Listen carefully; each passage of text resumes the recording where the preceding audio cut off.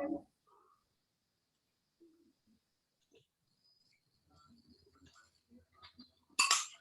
bismillahirrahmanirrahim. Assalamualaikum warahmatullahi wabarakatuh. Waalaikumsalam warahmatullahi wabarakatuh. Ya, alhamdulillah nahmaduhu wa nasta'inuhu wa nastaghfiruh wa na'udzu billahi min syururi anfusina wa min sayyiati a'malina may yahdihillahu fala mudhillalah wa may yudlil fala hadiyalah. Asyhadu an la ilaha illallah wahdahu la syarikalah wa asyhadu anna Muhammadan abduhu wa rasuluh la nabiyya ba'dah. Wa qala Allah ta'ala fil Qur'anil Karim, auzubillahi minasyaitonir rajim, bismillahirrahmanirrahim. Wattaqullah wa yu'allimukumullah wallahu bikulli syai'in alim. Artinya bertakwalah kepada Allah, niscaya Dia akan mengajar kamu, dan Allah Maha mengetahui segala sesuatu. Baik para mahasiswa yang dirahmati Allah Subhanahu wa taala, pertama sekali kita syukur kepada Allah Subhanahu wa taala atas limpahan rahmat ya serta karunia-Nya di pagi yang mulia ini kita bisa berjumpa dalam mata kuliah Islam dan Iptek. Tentunya hari ini kita akan mengkaji tentang pentingnya penguasaan ilmu pengetahuan. Ini merupakan sebuah kewajiban ya, bagi kita selaku muslim ya, untuk menguasai ilmu pengetahuan. Kemudian tidak lupa pula senantiasa dalam setiap kesempatan ya selalu kita berusaha untuk mencontoh suri tauladan beri kehidupan ya, daripada Nabi kita Muhammad SAW. Dan senantiasa kita juga tidak lupa untuk berselawat ya kepada Nabi Muhammad SAW. Allah wa malaikatahu yusalluna 'alan nabi ya ayyuhalladzina amanu sallu 'alaihi wa sallimu taslima. Baik para mahasiswa yang dirahmati Allah Subhanahu wa taala, hari ini kita akan membahas sebuah keharusan bagi kita ya untuk menguasai ilmu. Nah, sebagaimana pertemuan-pertemuan sebelumnya kita sudah membahas apa itu ilmu ya. Yaitu ada yang mengatakan berdasarkan daripada pengalaman ya, pengalaman yang dihasilkan ya. Kemudian memberikan sebuah istilah knowledge ya. Kemudian kalau ilmu dia lebih sifatnya kepada pengalaman objek benda yang diamati atau diteliti ya. Kalau pengalaman itu yang kita alami ya. Jadi beberapa kejadian, gejala, peristiwa yang kita alami itu menjadi pengalaman. Nah, tapi ketika kita membuat sebuah pengamatan terhadap objek ataupun benda yang akan kita kaji, ya itu menjadi sebuah ilmu. Ya. Baik, kita awali dengan 3 pandangan kaum muslimin terhadap Al-Quran. Nah, pandangan pertama mengatakan bahwa Al-Quran itu memuat seluruh bentuk ilmu pengetahuan, ya, termasuk disiplin-disiplinnya. Nah, hari ini ya semua ilmu itu sudah diklasifikasi atau dikategorisasi atau dikelompok-kelompokkan. Ada ilmu dalam rumpun ilmu sosial, ya, ada ilmu dalam rumpun ilmu eksak, ya. Ada ilmu dalam rumpun ilmu pemikiran ya. Jadi semua cabang-cabang ilmu hari ini sudah dikelompokkan dari kelompok satu dengan yang lainnya. Nah, ada terhadap Al-Quran ini yang menjadi kitab suci bagi kita ya. Jadi mengatakan juga bahwasanya dalam Al-Quran itu ya, itu seluruh bentuk-bentuk yang kita sampaikan tadi atau rumpun-rumpun ilmu yang kita sampaikan tadi itu juga disebutkan dalam Al-Quran. Ya. Nah, pandangan ini karena menempatkan Al-Quran itu sebagai sumber ilmu pengetahuan dan teknologi. Jadi, bila kita menempatkan Al-Quran itu ya, sebagai sumber ilmu pengetahuan dan teknologi, maka bisa dikatakan bahwasanya Al-Quran itulah ya, yang menjadi sumber ya, dari segala ilmu. Nah, tujuan utamanya adalah untuk menunjukkan mukjizat Al-Quran dalam lapangan keilmuan untuk meyakinkan orang-orang non-Muslim akan keagungan dan keunikan Al-Quran dan untuk menjadikan kaum muslimin bangga memiliki kitab suci itu. Nah, bagi orang Muslim yang menganggap Al-Quran sebagai sumber ilmu pengetahuan, ya, itu tujuannya adalah untuk menunjukkan kemukjizatan Al-Quran itu dari sisi keilmiahan Al-Quran. Nah, bisa dikatakan bahwasanya ketika Al-Quran berbicara tentang perkembangan ataupun salah satu fenomena lah, misalnya fenomena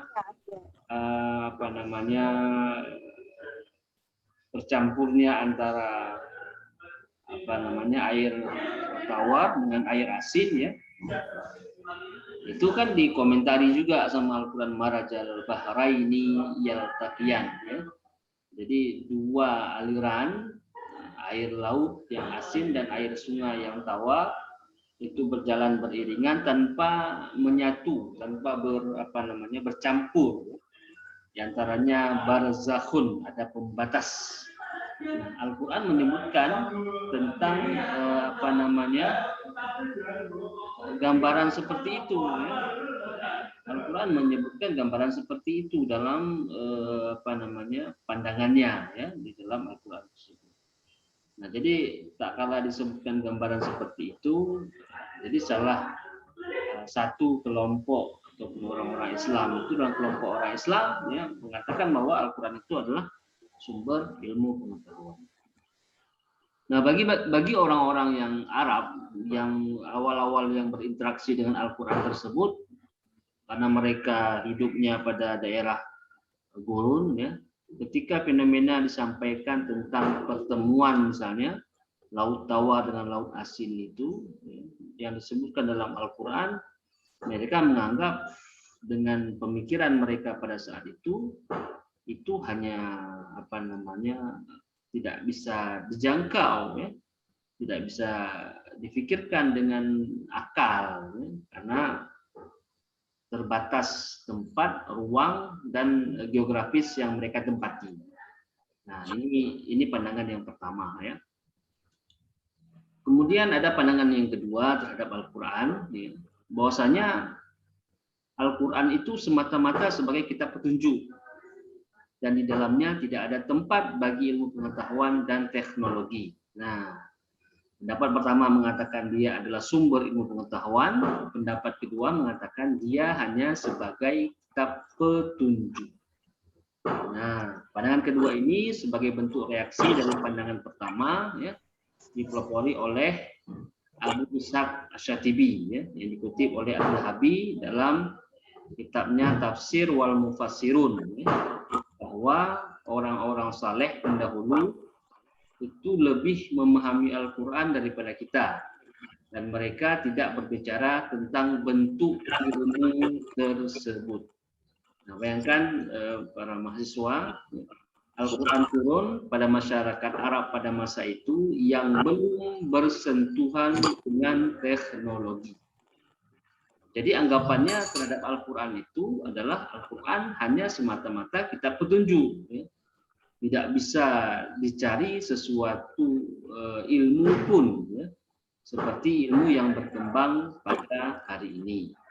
Nah, ini pendapat kedua ya, kita pahami ya, karena kalau misalnya didasarkan kepada apa yang disampaikan sebelumnya, misalnya geografisnya ya, geografis masa itu ya, ulama-ulama yang tinggal pada masa itu ya, melihat tidak ada semacam perkembangan sains ya, pada masa itu, jadi menimbulkan seperti pandangan yang kedua ini ya.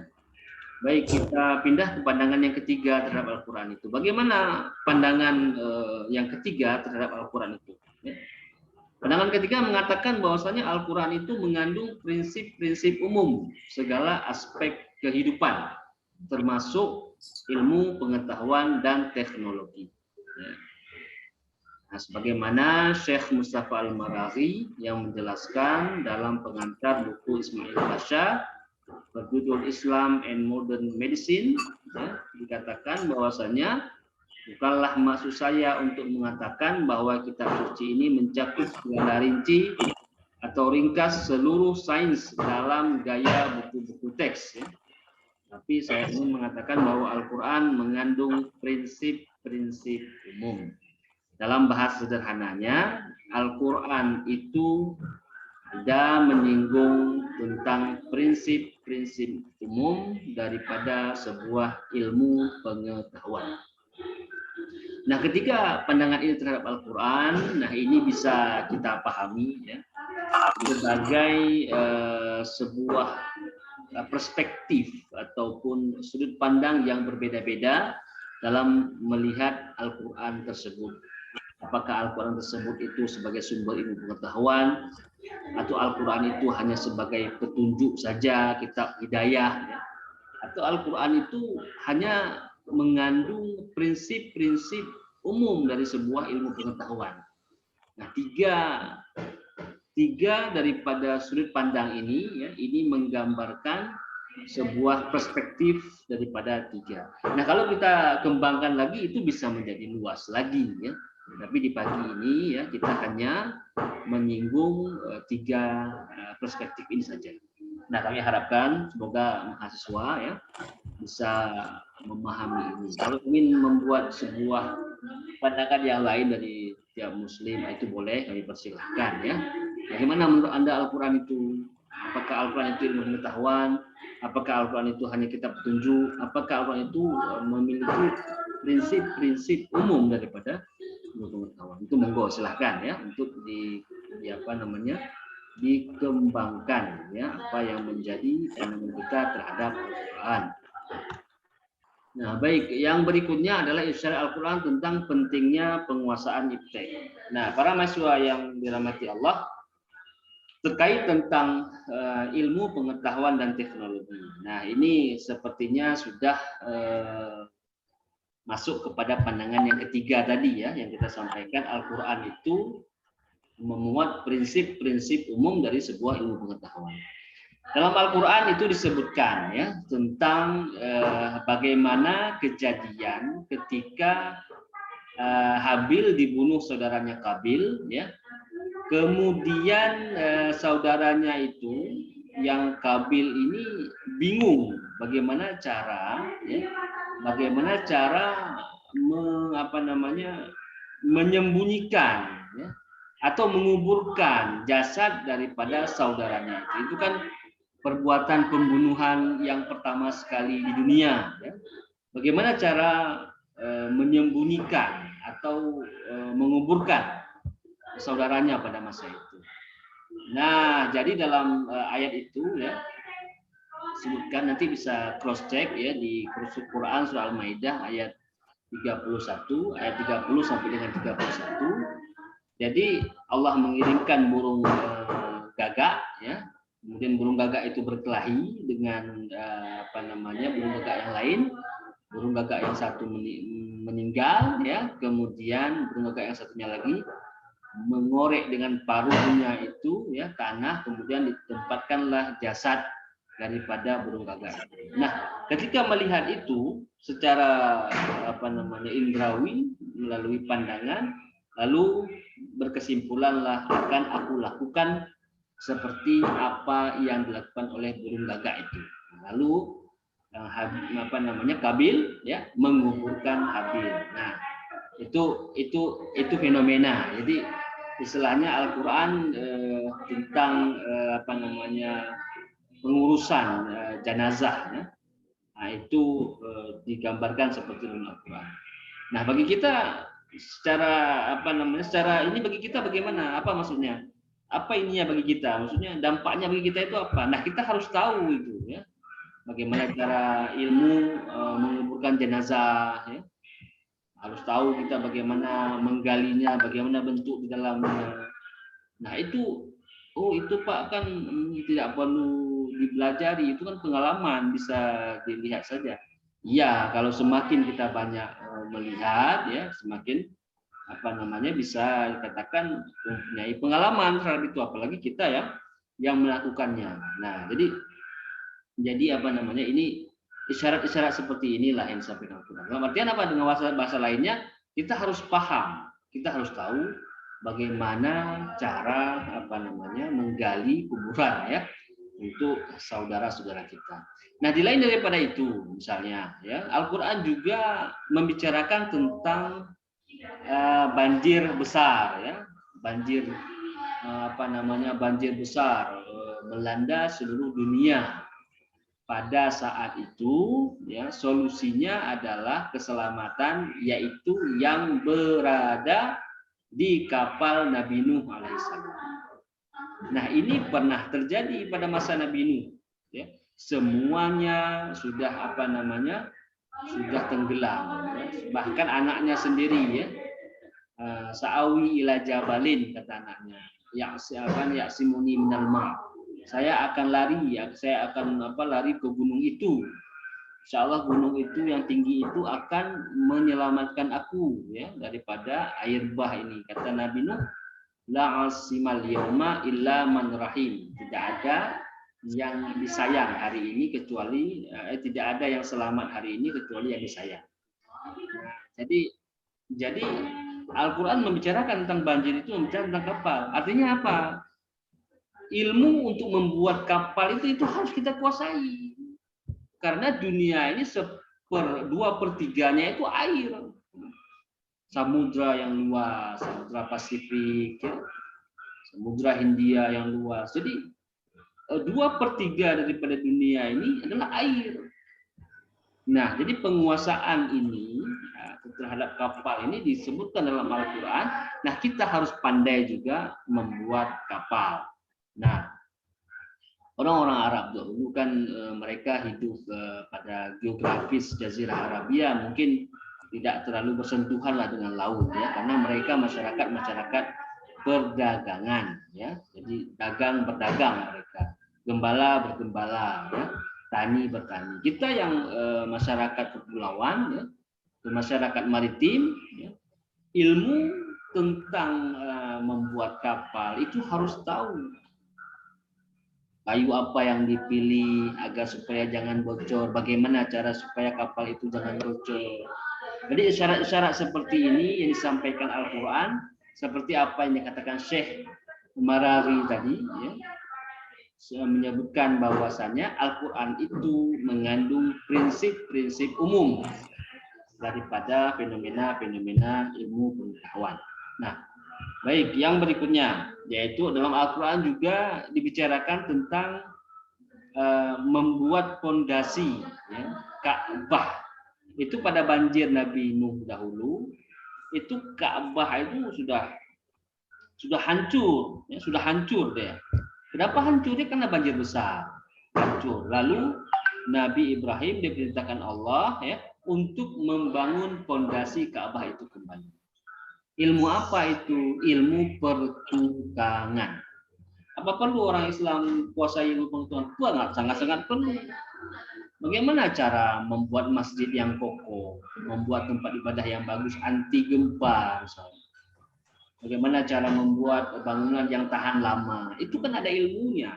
Bagaimana cara kalau hari ini kan sudah dibuat semen ya untuk memperkeras, melicinkan dan seterusnya. Tapi kalau dulu bagaimana? Orang tidak ada semen. Bagaimana cara membuat? Makanya perkembangan daripada ilmu arsitektur ya tentunya ini ya. Ini memang harus dikuasai oleh orang Islam. Itu bahasa secara tidak langsungnya seperti itu. Menguasai ilmu arsitektur. Jadi kalau sekarang batu bata itu dibuat daripada tanah liat misalnya.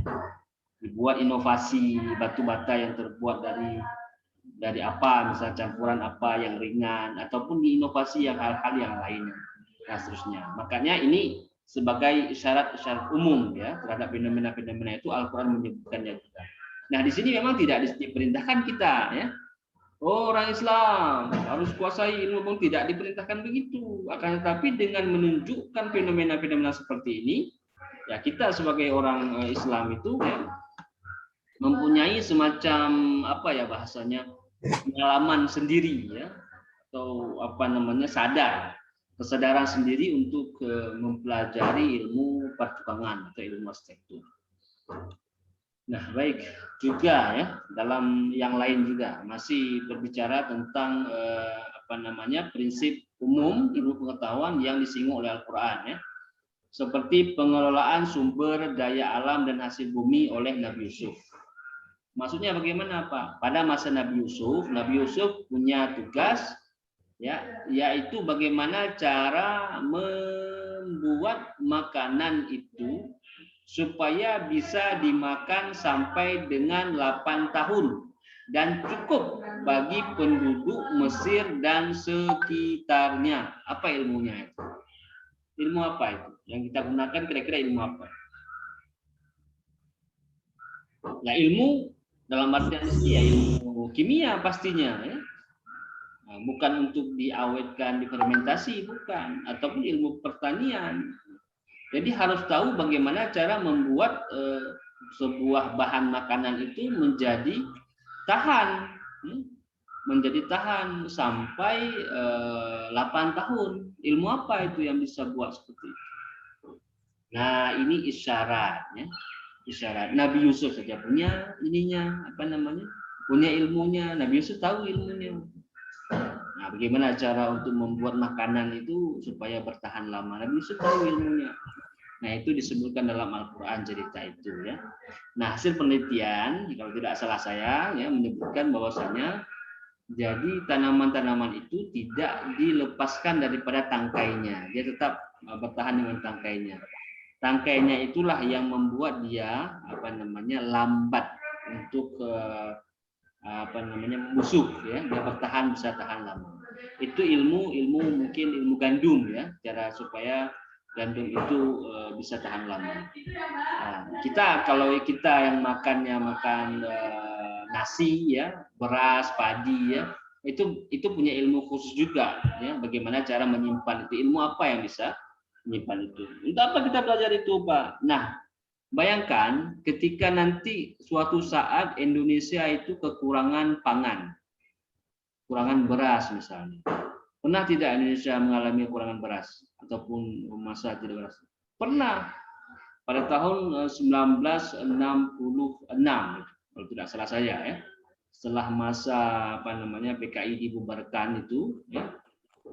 Setelah gerakan 10 September itu ya, lalu masyarakat Indonesia itu mengalami kekurangan beras.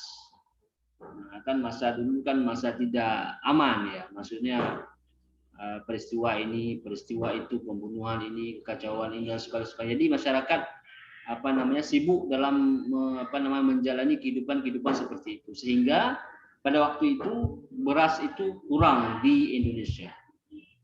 Nah, pada masa itu yang pegang kekuasaan kan Soeharto ya. Waktu itu belum diangkat sebagai presiden kalau tidak salah saya. Nah, beliaulah meminta ya bantuan ya kepada negara luar ya untuk mengimpor beras kepada Indonesia supaya beras yang dimasukkan ke Indonesia itu bisa menjadi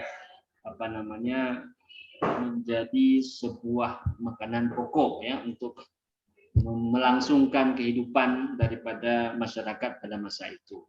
Nah, kalau hari ini ya, ilmu untuk menjaga itu ya ilmu didolog ya, jadi menjaga stok barang supaya jangan kurang sehingga mencukupi seluruh pangan daripada seluruh Republik Indonesia ya.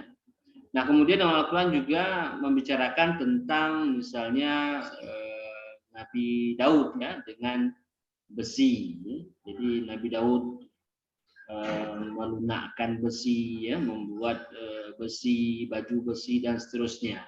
Teknologi masa dulu ya hanya besi digunakan untuk memudahkan daripada keperluan pada masa itu ya, membuat pisau ya, untuk mencari hewan-hewan, ya, menyembelih dan seterusnya, ya.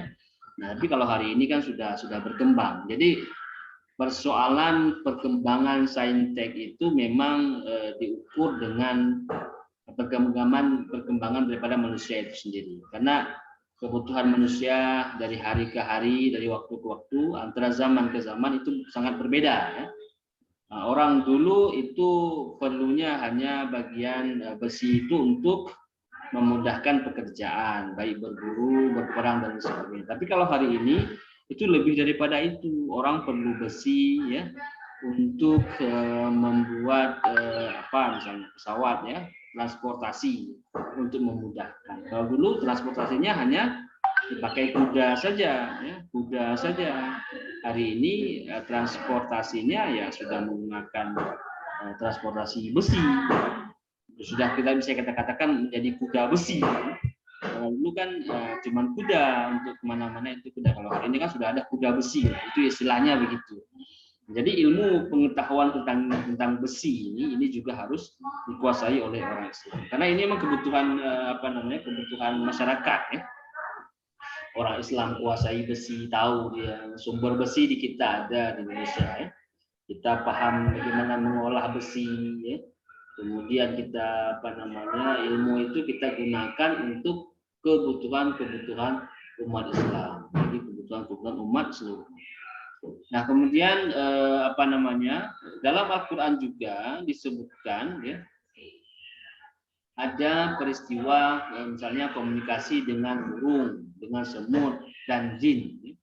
Pemanfaatan tenaga angin untuk transportasi, pemanfaatan tenaga burung untuk komunikasi, mata-mata untuk tentara, tenaga jin untuk tentara, dan lain-lain oleh Nabi Sulaiman. Nah, jadi pada masa Nabi Sulaiman itu, Nabi Sulaiman kan mempunyai tentara yang bermacam-macam, ya, dari bangsa jin, hewan dan seterusnya. Nah, terkadang di kita mungkin kalau kita samakan dengan masa Nabi Sulaiman mungkin kita tidak bisa, ya, karena beliau nabi yang pertama dan beliau dikelilingi dengan orang-orang yang saleh. Tak kala misalnya memindahkan istananya Ratu Balkis yang berada di Yaman, dibawa dengan seketika oleh orang saleh tersebut pindah ke Palestina. Ilmu apa yang digunakan itu? Nah, jadi itu yang maksudnya kalau zaman dulu ya seperti itu. Jadi ditambah dengan kekuatan daripada spiritual masing-masing untuk memudahkan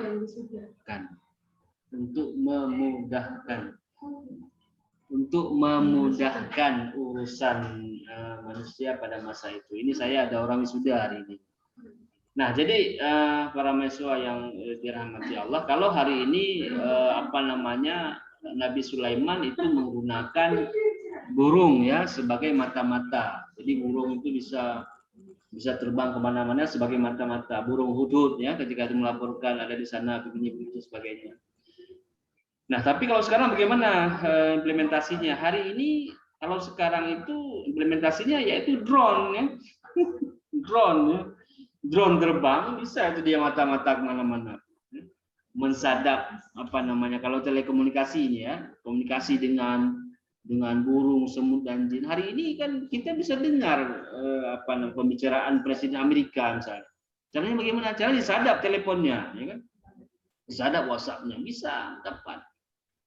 Apa itu? Ya, perlu ilmu untuk itu, yaitu ilmu komunikasi. Ilmu membuat drone. Nah, hari itu ada berita dari pagi, ya. Jadi penyelenggaraan PON di Papua itu banyak drone yang terbang-terbang.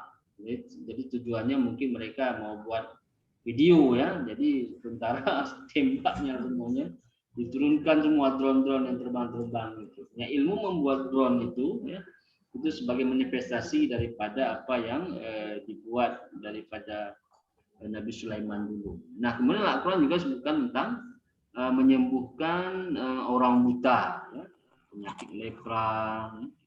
Nah, itu itu kemukjizatan Nabi Isa alaihissalam. Dari bidang istilahnya bidang kedokteran ya.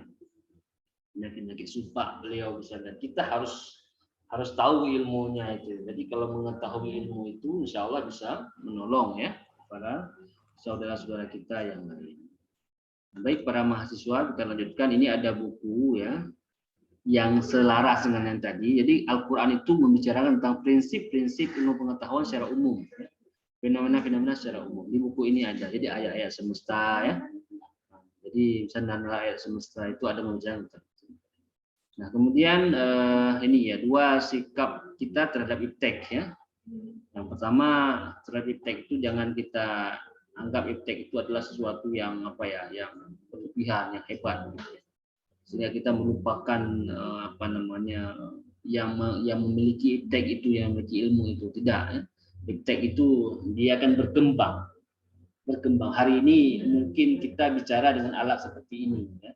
Artinya ya, dengan laptop seperti ini, mungkin ke depan tidak begitu lagi, sudah ada yang ditanam di tangan, mungkin bisa kita inikan langsung keluar, bisa kita ini kan. Jadi iptek itu bukan segala-galanya untuk kita agung-agungkan, gitu, berlebihan terhadap itu ya. Tetapi kita berusaha untuk menempatkan diri kita bahwasanya kita sebagai hamba Allah, kita sebagai khalifah di muka bumi ini, ya, tujuan kita kehidupan ini mengelola kehidupan untuk kita bawa nantinya di akhirat. Ya. Nah, baik, kita lanjutkan. Kemudian kewajiban Muslim menggali ilmu pengetahuan. Ya. Kewajiban Muslim menggali ilmu pengetahuan.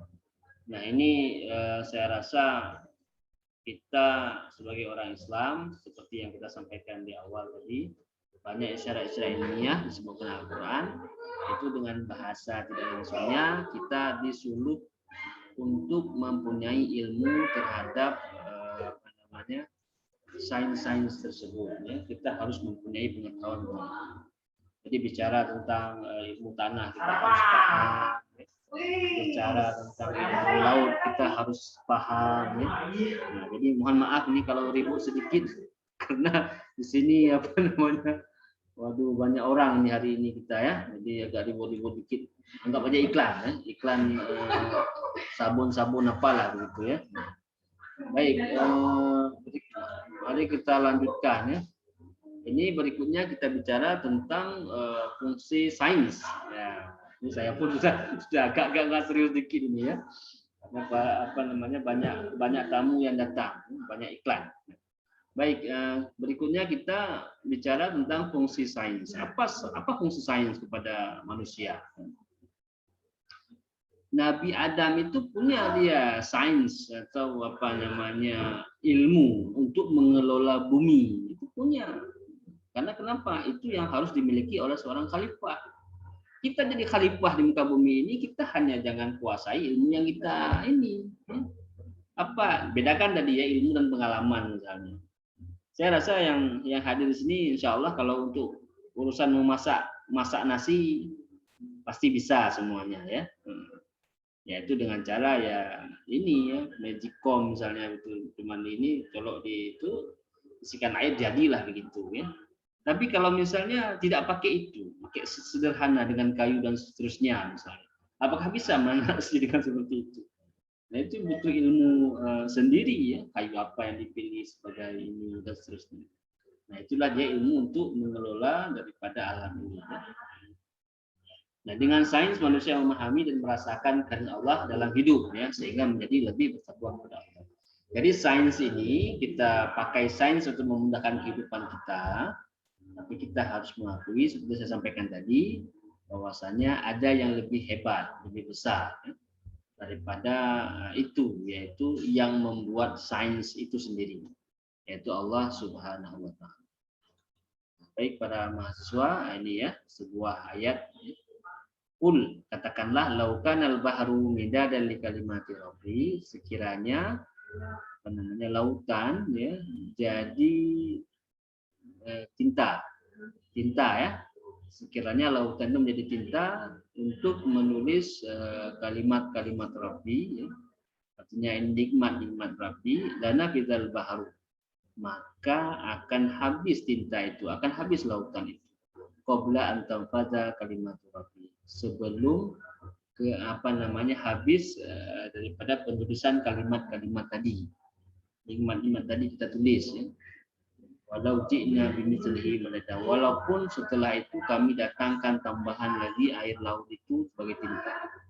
Nggak akan habis-habisnya kalau kita tulis nikmat yang Allah berikan kepada kita, fenomena-fenomena yang Allah ajarkan kepada kita itu nggak akan habis. Bernapas kita hari ini, napas. Ketika kita sesak napas misalnya, butuh napas buatan, pakai oksigen membantu saja. Tapi kan yang paling alami ya ini ya, kita cari cara bagaimana cara kita bisa bernapas dengan lega. Yang tersumbat-sumbat di bagian pernapasan itu dicarikan solusinya. Baik, berikutnya Al-Quran dan Sunnah yang berkaitan dengan sains ya. Wallahu akhrajakum min butuni ummahatikum la ta'lamuna syai'a wa ja'ala lakum sam'a wal absara wal afidah la'allakum tashkurun. Nah, jadi kita itu dilahirkan ya la ta'lamuna syai'a, enggak tahu apa-apa. Kosong, enggak punya ilmu kita. Wa ja'ala lakum sam'a wal absara wal afidah. Jadi Allah berikan kita itu telinga, ya, berikan kita itu mata, ya. Wal afidah, ya. Hati ini bisa masuk otak, akal ya. Wal afidah la'allakum tashkurun. Semoga. Jadi dengan mata dan pendengaran itu bisa mengambil ilmu. Ya. Jadi la ta'lamuna syai'a, kamu nggak tahu apa. Jadi dengan kita melihat dan kita mendengar, nah, itu berarti media untuk mencapai ilmu itu melihat dan mendengar. Kita lihat gejala, kita dengar dari orang, oh beginilah caranya, begini, itu ilmu. La ta'lamuna syai'a la'allakum tashkurun. Jadi kita harus bersyukur ya. Kita lahir nggak punya apa-apa, ya. Kita hanya diberikan modal mata, diberikan modal telinga, akal sama hati untuk mencari ilmu. Ayat ini mengisyaratkan penggunaan 4 sarana, yaitu pendengaran, mata, akal, dan hati. Trial,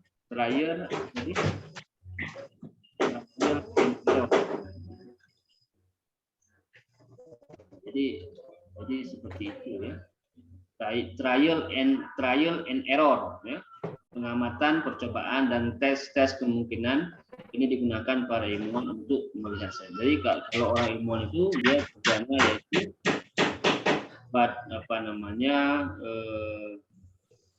coba-coba atau uji coba atau percobaan pada laboratorium, sehingga semakin dicoba semakin diamati benda tersebut dia akan mendapatkan ilmu tentang benda tersebut. Nah, ini model studi Islam klasik, pertengahan, dan kontemporer. Model studi Islam klasik, pertengahan, dan kontemporer. Bagaimana studi Islam dahulu pada masa-masa klasik itu bagaimana? Hanya ada beberapa madrasah saja ya, yang mengajarkan beberapa bidang sains yang diharamkan pada madrasah Sunni seperti filsafat dan sains.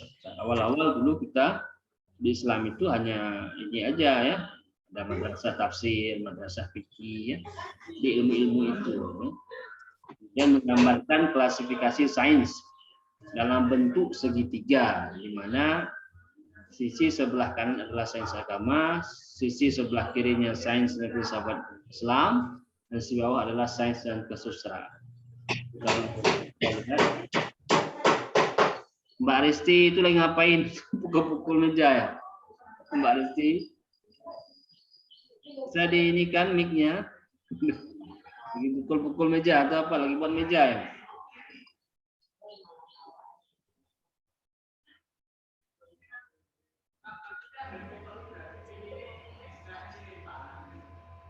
Ya baik, kita lanjutkan ya. Nah jadi kalau gambarnya seperti ini ya. Nah di sebelah kanan sains keagamaan Islam seperti ilmu tafsir, hadis ya, fikih, ini semua di sini. Kemudian dicampur dengan sains filsafat alam, ini ilmu alam pemikiran ya, ilmu pemikiran ya. Nah kemudian di bawah ini sains kesusastraan, ini ilmu teks. Karena sumber ilmu pengetahuan itu kan teks ya, yaitu Al-Qur'an itu kan dia punya teks. Hadis itu dia punya teks ya. Nah, di sini ilmu keserahan, ilmu bahasa ya. Jadi perpaduan ilmu bahasa ya, sains Islam itu ya, ilmu Islam itu kemudian dicampur dengan ilmu filsafat ya. Jadi filsafat ini penting ya untuk menguak sebuah kebenaran. Dengan filsafat itu mencari kebenaran yang yang sebenar-benarnya tentang filsafat itu dengan filsafat. Jadi seterusnya untuk memudahkan kehidupan manusia. Lahir teknologi, inovasi dan seterusnya itu karena melihat daripada kebutuhan manusia itu sendiri ya. Nah, baik. Ini. Oke, sudah. Jadi kita lanjutkan ya.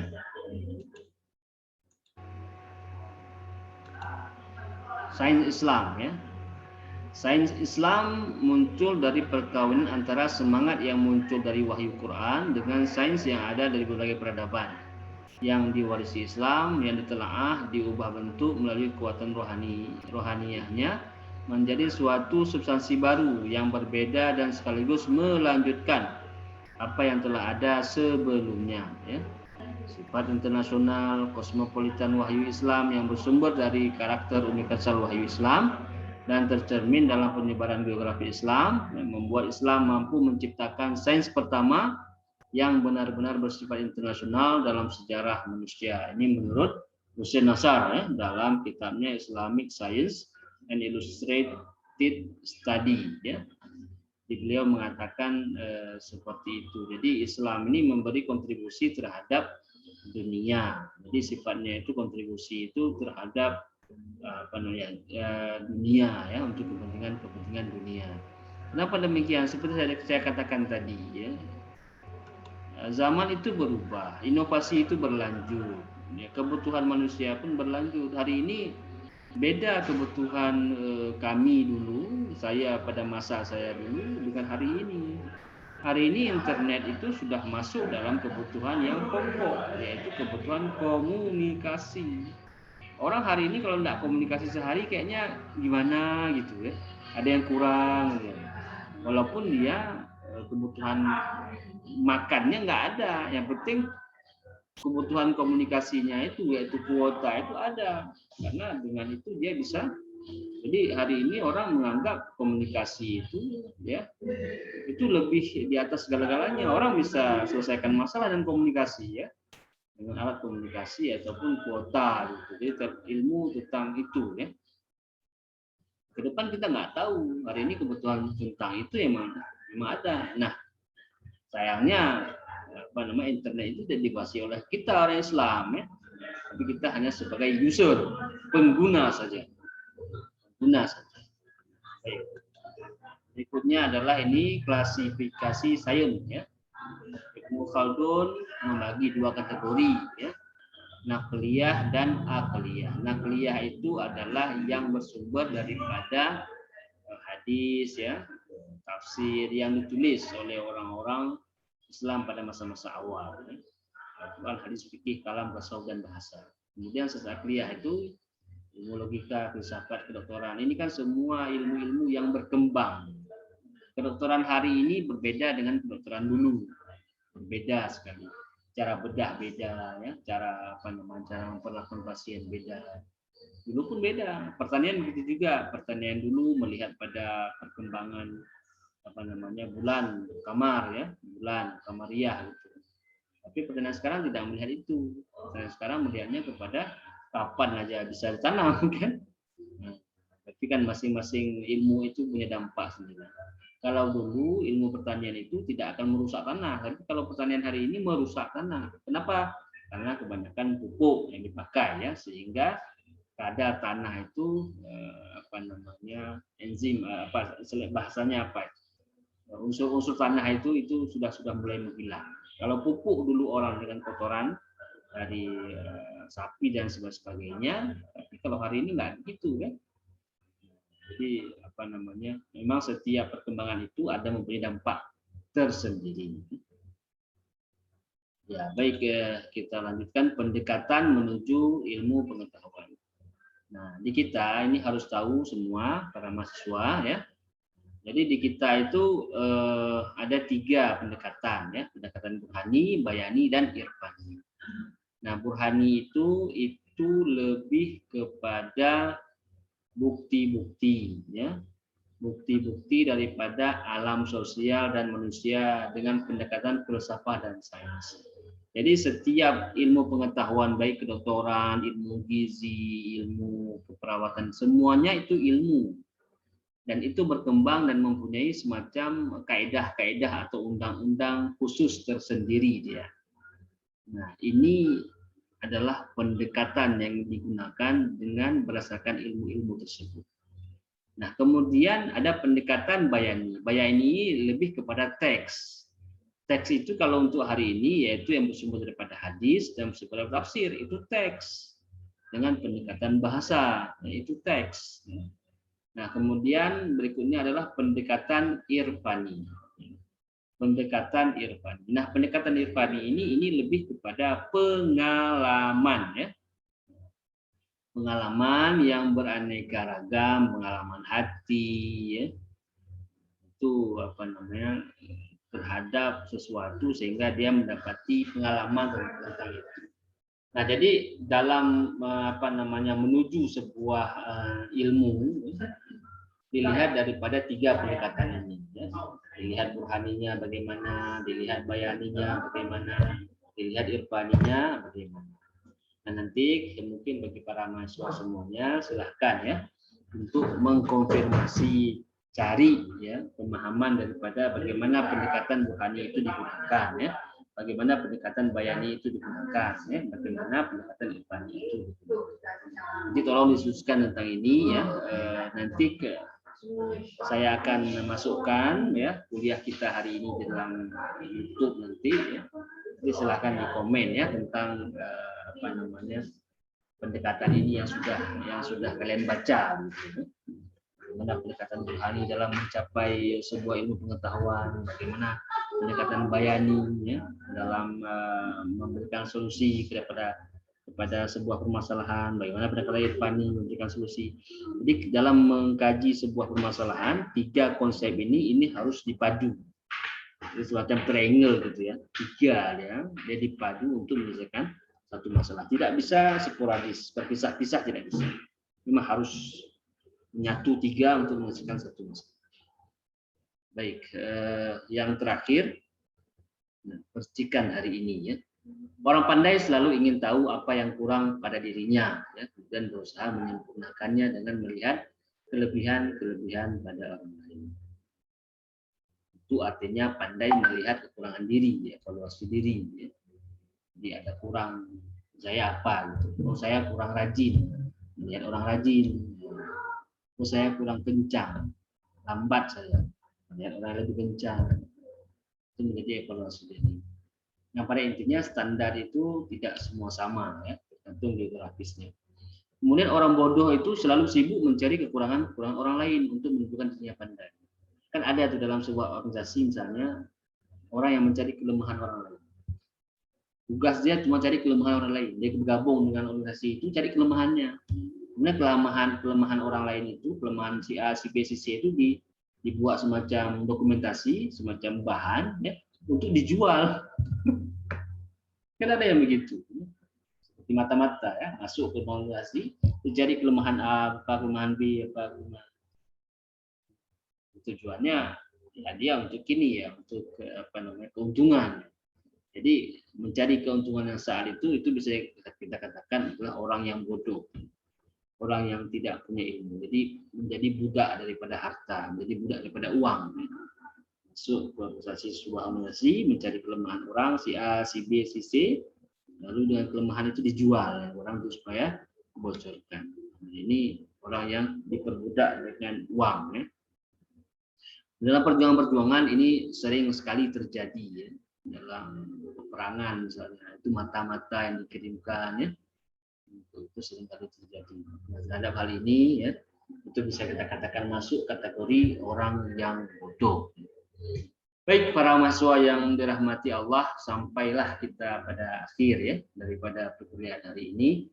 Mohon maaf hari ini kita agak percepat sedikit ya karena kebetulan di fakultas ada acara wisuda yang insya Allah saya hari ini akan coba menghadiri ya. Kebetulan waktunya tadi barusan saja diberitahu, jadi saya coba melangkah ke sana ya untuk mengecek apakah sudah sampai di mana perkembangan acara.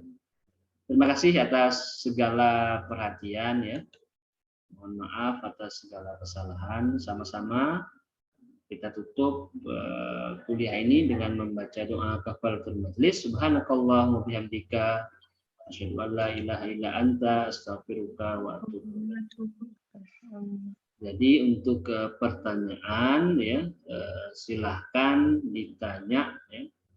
Nanti ditulis saja ya. Soalnya nanti di YouTube boleh lah ya, ditulis di YouTube nanti saya coba cek ya. Di apa namanya soal bisa di YouTube dan bisa di Open Learning ya.